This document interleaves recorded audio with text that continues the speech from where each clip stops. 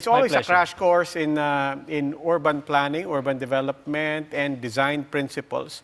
I remember what you said one time. I think it was at TEDx Diliman, where you said, you know, the thing with design and the thing with our cities is bad design, good design. It costs the same. So why not just invest in good design? That's right. Yeah. And we have good designers. It's just that they are not tapped. There are already 4,800 members of the Philippine Institute of Environmental Planners, and there are close to 500 licensed and registered landscape architects. We're all waiting just to be tapped in terms of our creative inputs. Oh, I remember your example when you said that in that talk was actually the public urinals.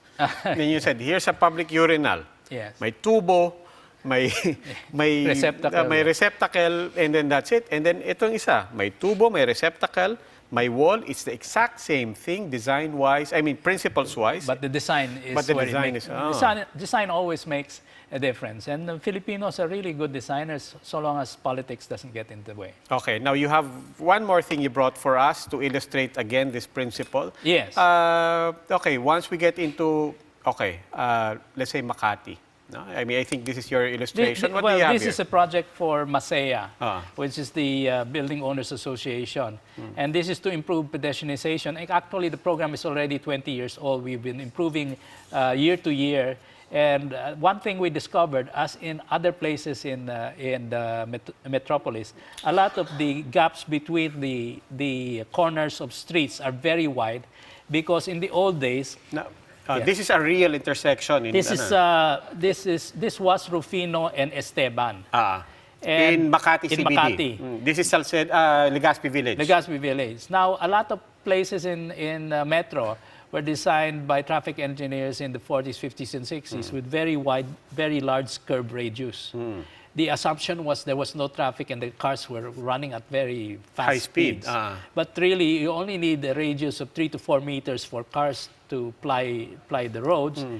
But what this made, how this made life difficult for pedestrians is that in this particular situation, if you were here, you'd have to walk close to 70 meters to get to the other side. Let's point that out. This is the existing PW Duran. This was the existing. Diba? And to get to the other side was close to 70 meters. 70 meters? 70. I mean, that's more than an practically an Olympic sport. Yes. And the records show that most of the accidents are by people getting hit by cars on the road.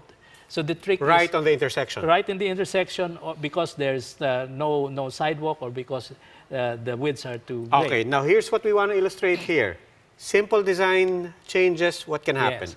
In New York, they did the same thing, and what they did was to use paint just to delineate. But here, Masaya and the local authority have seen it fit to actually retrofit this intersection so that we bring out, it's called the bump out, we bring out this pedestrian area and connect it to the other side. And this is how you can actually show that. No? Yes, so tandaan niyo po yun, ha? This is what we did. So that's the existing structure. Corner. And let's just... So what this does, this bump out, which does not affect the connectivity of the... dadaan pa rin yung may kotse pa rin. Nakakadaan pa rin. You have still 9 meters for the road right-of-way, but now we have reduced the crossing to just 9 meters. From 70. From 70. Let's repeat that. Kanina, it stopped here. Yes. Diba? And then dito ka tatawid. That was 70 meters. Yes. By reducing the radius here and extending the sidewalk here, now you've reduced the crosswalk to just 9 meters. And the good thing that also happened is now we have a small piazza. We call it an urban patio. So far we've designed and built about 6 urban patios in Legazpi Village. Everybody loves it, especially the people who live in the condos and everyone walking, because it's much safer. This is a speed table. Parang yung sa BGC ngayon. Sa BGC, you see a lot of these now. That means there's no step down once you cross, and the cars have to slow down. So it's a traffic calming thing. It's very safe. You have much more greenery. You're providing shade. We have a space here for a future kiosk, so you don't need the Jolly Jeep.